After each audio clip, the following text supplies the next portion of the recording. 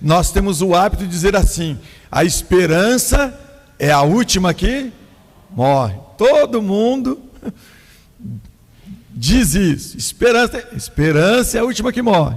Esperança é a última que morre. Isso tem a ver com o mito, lá da mitologia, falando de uma esperança natural. Mas o que acontece quando a esperança, essa natural, acaba? O que acontece quando essa esperança natural na nossa vida acaba? Me parece que isso é algo meio perigoso. Por quê? Porque quando essa esperança natural que nós passamos a nutrir acaba, a gente fica desesperado. Quando essa esperança termina, a gente começa a ferir os nossos semelhantes. Então, sem esperança, a gente fica murcho. Sem esperança, a gente desiste. Sem esperança, a gente não luta. Sem esperança, a gente não sonha. Sem esperança, acabamos mergulhando muitas vezes na depressão. Sem esperança, o nosso sistema imunológico fica abalado. Sem esperança, nós sofremos. Por quê? Às vezes, a esperança chega ao fim. E chega ao fim porque nós perdemos as razões, os motivos para crer. Olha, eu vou mudar a palavra. Para crer, para acreditar que essa esperança está viva. Muito bem. Algo semelhante aqui mencionado já aconteceu na sua vida? Em algum momento você já perdeu a esperança? Em algum momento você já ficou com as mãos cerradas, fechadas, porque você falou: não é mais possível fazer nada? Em algum momento você já jogou a toalha dizendo: não tem mais jeito? É a esperança natural que faz isso na nossa vida. Portanto, queridos, o texto que nós lemos não fala dessa esperança. O texto que nós lemos, ela fala de uma esperança diferente. Ela fala de Abraão. E fala que Abraão, ele creu, ele desenvolveu fé contra essa esperança. Você leu comigo aí, está aí no versículo. Ele creu, olha lá no finalzinho lá, no capítulo 4, ele diz lá no versículo 18: assim o pai de muitas nações creu. Abraão creu contra toda a esperança. Em esperança ele creu. Contramão aqui. Portanto, Abraão creu na contramão da esperança. Abraão, para nós, ele é considerado o pai da fé. Sabe por que ele é considerado o pai da fé? Vou explicar durante a nossa exposição. Ele é considerado o pai da fé porque a vida de fato dele vai começar aos 100 anos de idade. Se hoje nós não chegamos, eu particularmente não cheguei, eu acho que aqui eu só perco para o irmão João. Tem mais um pouco do que eu.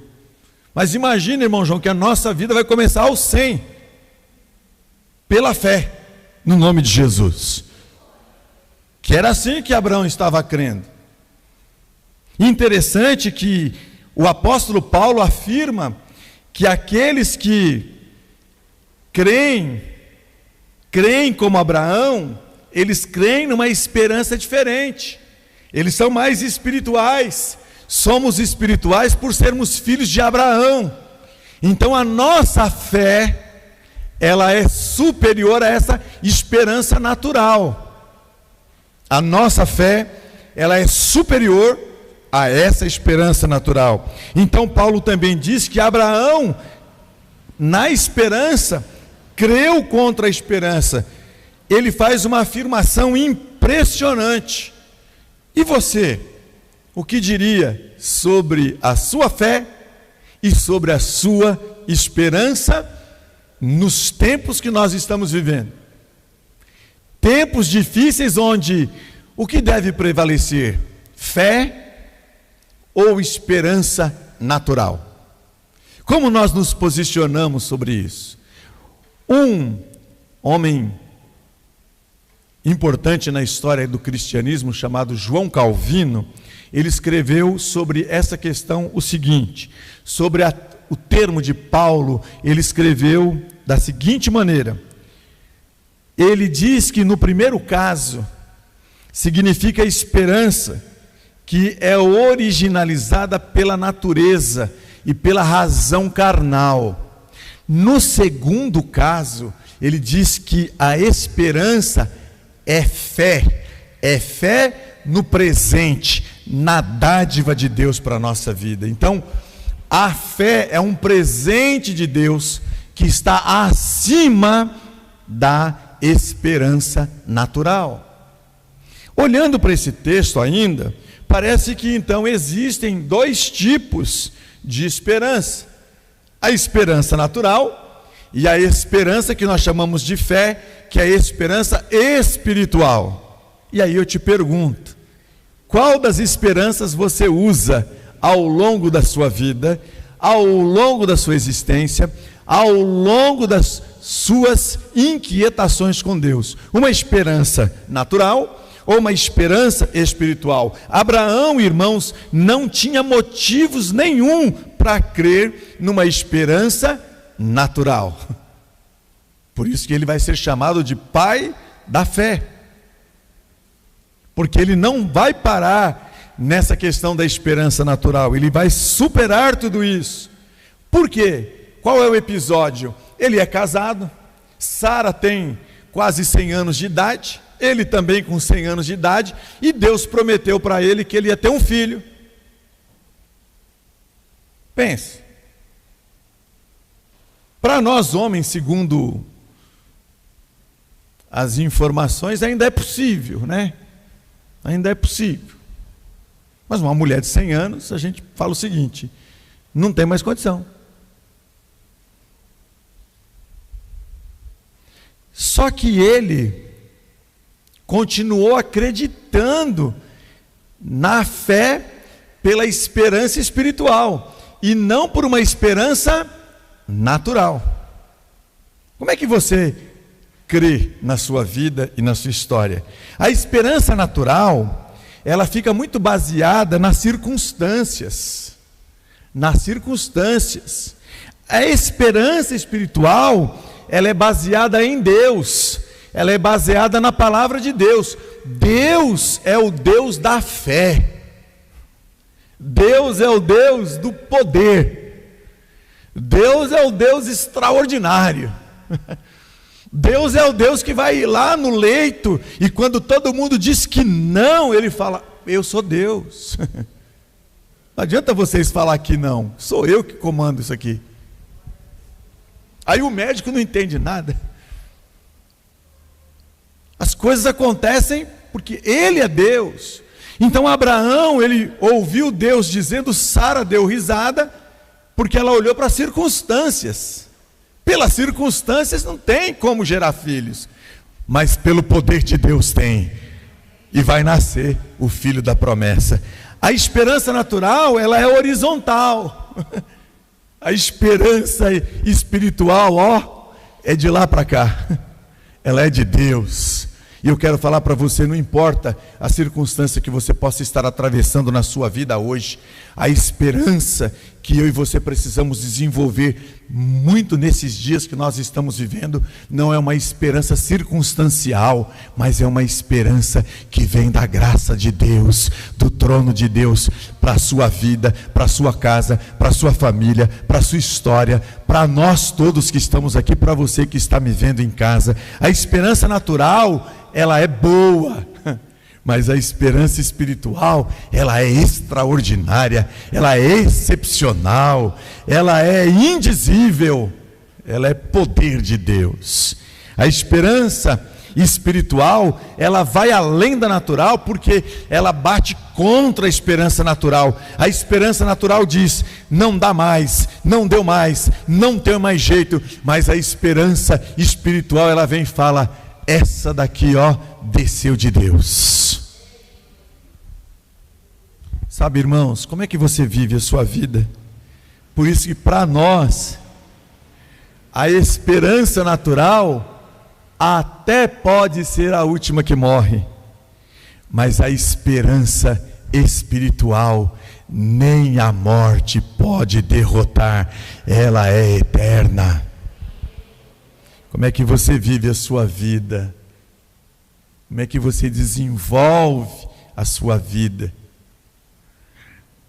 Destituídos, irmãos, de qualquer base para esperar, Abraão esperou. Aliás, esse negócio de esperar para a gente é complicado, né? A gente vive no mundo imediato, a gente vive no mundo do fast food, a gente vive no mundo do delivery, a gente vive num mundo aí muito complicado, tudo para nós tem que ser agora. Eu já pedi, já tem que chegar agora. O camarada pede lá no aplicativo, agora que ninguém está indo comprar nada nos lugares, né? Pede no aplicativo e ele marca lá. A pessoa fala, vai chegar em 15 minutos. Deu 15 minutos e 1 segundo, ele já está ligando. Está atrasado o meu pedido.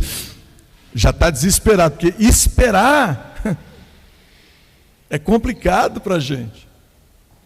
Por isso que o salmista diz, esperei com paciência no Senhor. Ele se inclinou para mim, ouviu o meu clamor, tirou-me de um lago sujo, fétido, e firmou os meus pés sobre a rocha, porque a minha esperança não era natural, a minha esperança é espiritual, vem de Deus para a minha vida. O salmista entendia isso, mas ele teve que esperar. Você está disposto a fazer o mesmo, para ver o que Deus quer fazer na sua vida, ou você está vivendo o imediatismo? Como é que você se coloca diante dessa situação? A nossa esperança está onde? Aonde está a sua esperança? Quero ouvir. Em Deus. Tem certeza disso?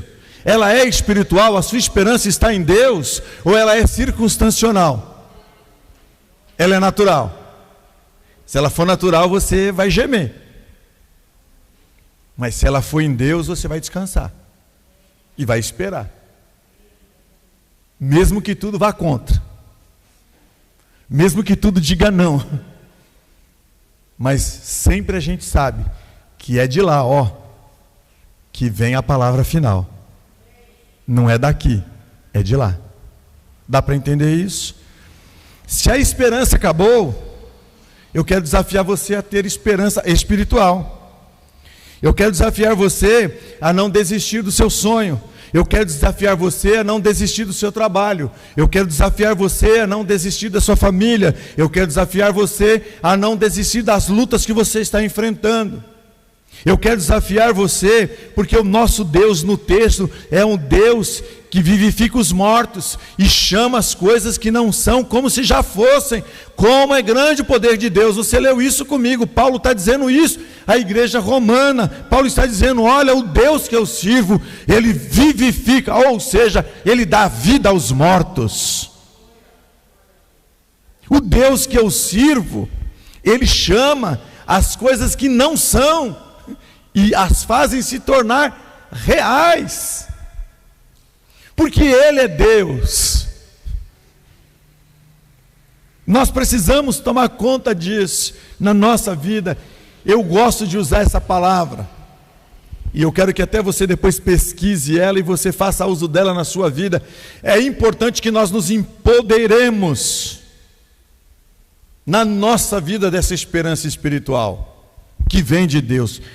O livro de Lamentações, ele foi escrito por Jeremias. Já leram? Quem está na maratona bíblica, já passou por lá? Quem já passou por lá? Irmã Vera, irmão João, tem gente que não chegou ainda. Vamos chegar, está chegando novembro aí, hein? A maratona. No livro de Lamentações, Jeremias está arrasado. Ele está arrasado porque Jerusalém foi destruída. Ele não tem mais nenhuma perspectiva. Ele está chorando. Ele é apelidado de profeta chorão, porque Jerusalém foi destruída. Para ele não haveria a possibilidade, o povo está dizendo, não vão voltar mais. Mas olha o que ele diz lá em Lamentações 3:21. Ele diz assim, torno trazer isso à mente.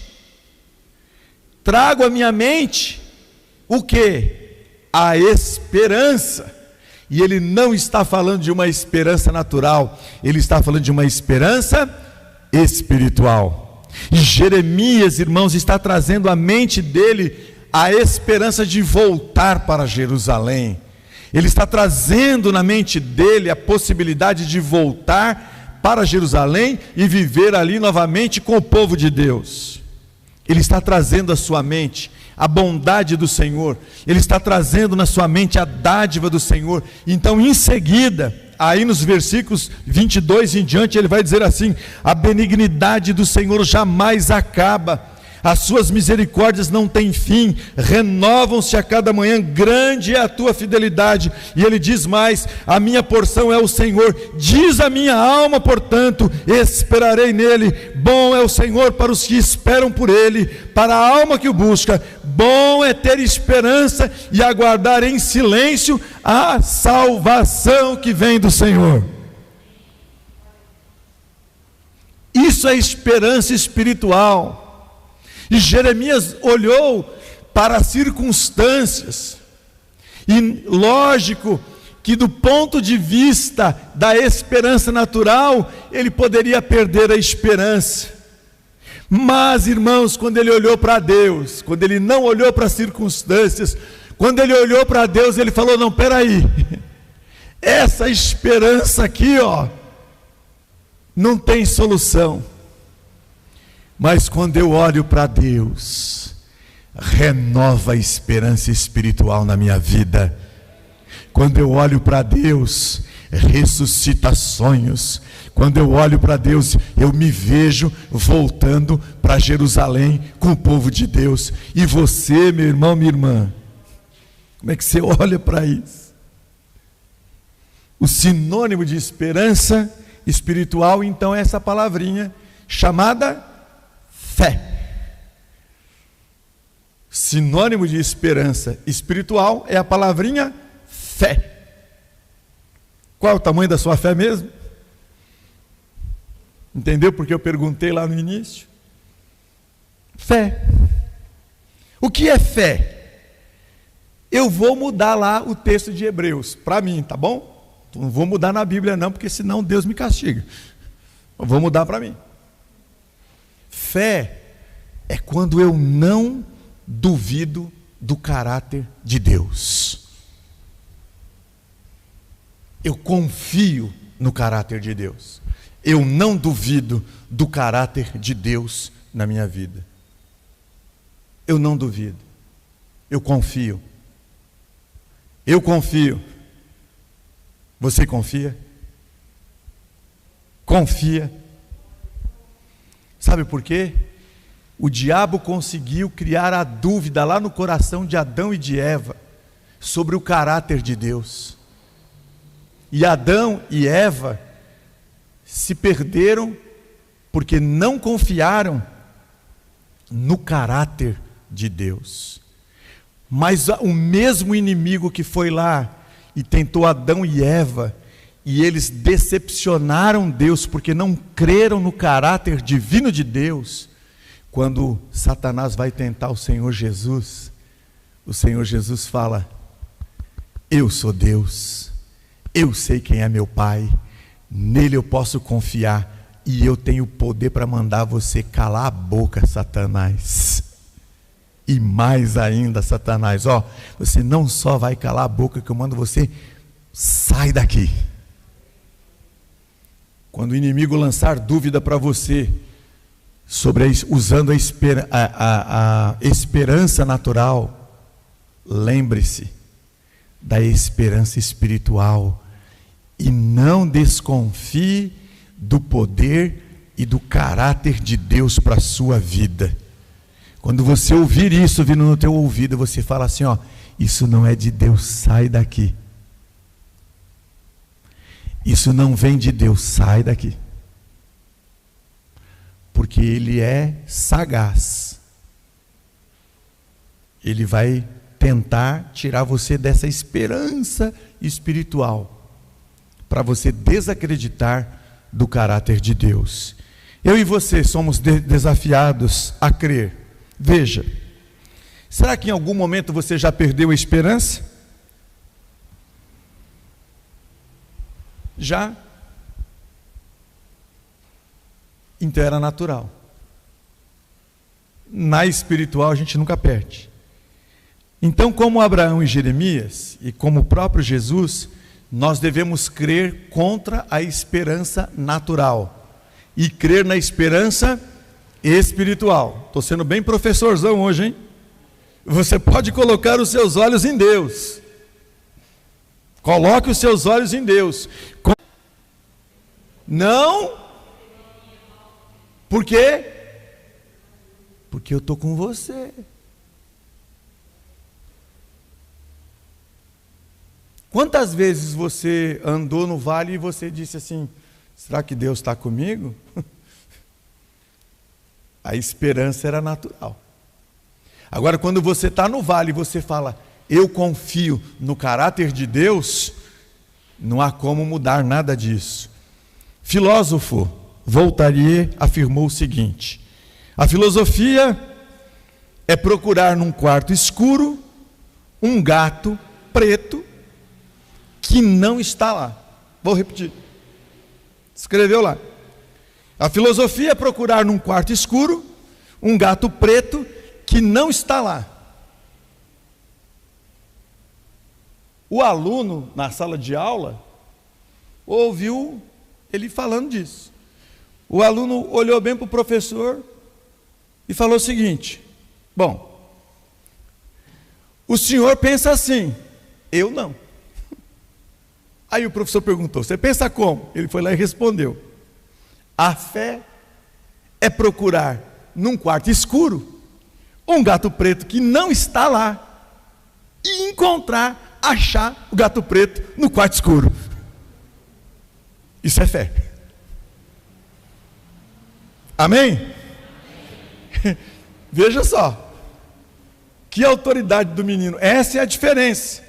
Então Jesus Cristo veio possibilitar a mim e a você a esperança. Abre comigo aí, primeira epístola de Pedro, capítulo 1, versículo de número 3. Primeira epístola de Pedro, capítulo 1, versículo 3. Posso ouvir um amém ou não? Bendito seja o Deus e Pai de nosso Senhor Jesus Cristo, conforme a sua grande misericórdia, Ele nos regenerou para uma viva esperança, ou uma esperança viva, por meio da ressurreição de Jesus Cristo dentre os mortos.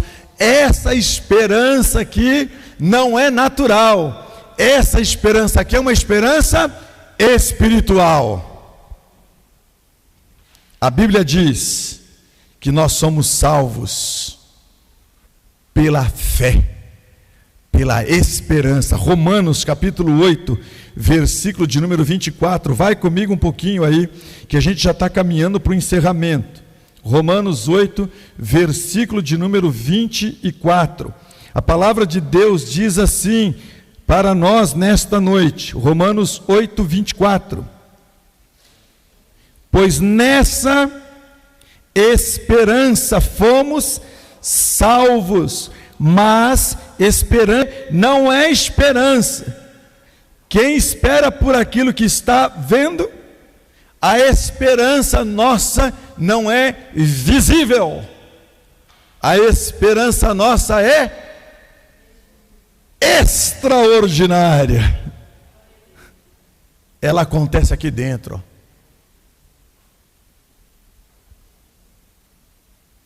É essa esperança viva. Eu sei que eu estava morto nos meus pecados. Eu sei que eu estava condenado e por mim eu não conseguia me libertar disso. Mas a esperança viva, a esperança espiritual se manifestou pelo poder de Deus em Cristo Jesus. E agora eu estava condenado, não estou mais. Eu agora, na minha esperança viva em Cristo Jesus, eu estou salvo e agora vivo para a glória de Deus. Alguém já disse, a fé é assim. Primeiro, a gente coloca o pé. Coloca o pé, que nem eu fiz aqui hoje. Isso aqui foi montado pela fé. Vocês estão tudo olhando aí. Ó, o pastor, vai cair, não vai não? Pela fé. Pela fé. Pela fé eu coloquei o pé aqui, ó. E pela fé a turma colocou uma madeira aqui, ó. Veio o chão. Pela fé. Eu estou fazendo tudo isso porque eu já fiz o teste. Pela fé. Pela fé. Então, isso é crer contra a esperança natural. É exercitar uma fé espiritual, como fez o nosso pai na fé, Abraão, que venceu pela fé. Abraão venceu pela fé e entrou na galeria dos heróis da fé. Que nessa noite aqui presencialmente, que nesta noite aí na sua casa, que nesta noite aí no meio da sua família, que nessa noite aí você natural, eu quero desafiar você nessa noite a crer numa esperança espiritual pela fé que está no poder e na autoridade do nome de Jesus Cristo. Então, meu querido irmão, minha querida irmã, quais são suas lutas? Quais são suas dores? Quais são suas lutas e quais são suas dores? Só em Deus podemos depositar a nossa esperança. Só em Deus podemos depositar a nossa esperança. A Ele nós podemos confiar. Eu posso confiar a nossa causa. Eu posso confiar as nossas lutas. Eu posso confiar tudo. Eu posso confiar inclusive que a minha vida está nas mãos de Deus. E que nada, nem antes, nem durante e nem depois, mas que tudo que tem para o pastor Ismael, tudo que tem para você, tudo que tem para cada um de vocês, vai acontecer no tempo certo, na vontade soberana de Deus. Deus está falando conosco nesta noite, Ele está aguardando eu e você. Ele espera que nós abracemos essa esperança espiritual. Ele deseja que eu e você confiemos no caráter dele e que possamos avançar de acordo com a nossa confiança. Nessa noite, meu querido irmão, minha querida irmã, é hora de crer. É hora de crer. É hora de crer. Crer contra essa esperança natural. O ministério pode subir. É hora de crer em algo espiritual e sobrenatural. Eu não sei você que está aqui nesta noite. Eu olho para você, Rony, o meu coração se compadece, sofre, mas os meus olhos da fé, os meus olhos da fé, vai sentar eu, você, seu pai, porque ele disse assim: a minha vida é do Senhor Jesus. Nós vamos sentar tudo junto lá no céu, para a eternidade, vamos conversar até não querer mais. Os meus olhos da fé, mesmo em meio às lutas, irmão Hélio, irmão Eric, em meio às suas lutas, Edmilson, em meio às suas lutas, meu irmão, minha irmã, é preciso agora, como nós temos a oportunidade, como nós temos a oportunidade, Breno, como nós temos a oportunidade, Shirley, Sara, você que está me vendo em casa com a Helena, como que nós temos oportunidades, irmãos. O povo todo está olhando para a igreja que sou eu e você e dizendo assim: vamos ver até onde vai a fé desses crentes. E eu fico pensando, será que nós estamos com uma esperança natural? Eu quero desafiar você a sair da esperança natural. Ela é importante, mas não é ela que nos dá sobrevivência. O que nos dá sobrevivência é a esperança espiritual. É pela fé. É pela fé que o Lázaro ressuscita. É pela fé que o paralítico é curado. É pela fé que a lepra é retirada. É pela fé, irmãos, que o demônio é extirpado e exorcizado e retirado da vida. É pela fé que o drogado deixa de ser drogado, que a prostituta deixa de ser prostituta, que aquele que desenvolve o latrocínio deixa de desenvolver o latrocínio. É pela fé espiritual, é pela esperança espiritual que eu quero caminhar e que eu quero andar. Por isso, igreja do Senhor Jesus, se levanta agora e nós vamos andar pela fé.